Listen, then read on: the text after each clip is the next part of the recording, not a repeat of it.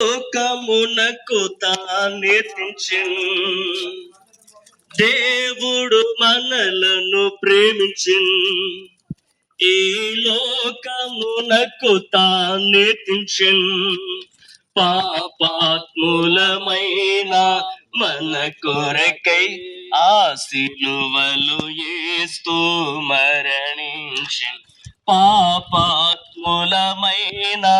మన కొరకై ఆ సిలువలో యేసు మరణించెను.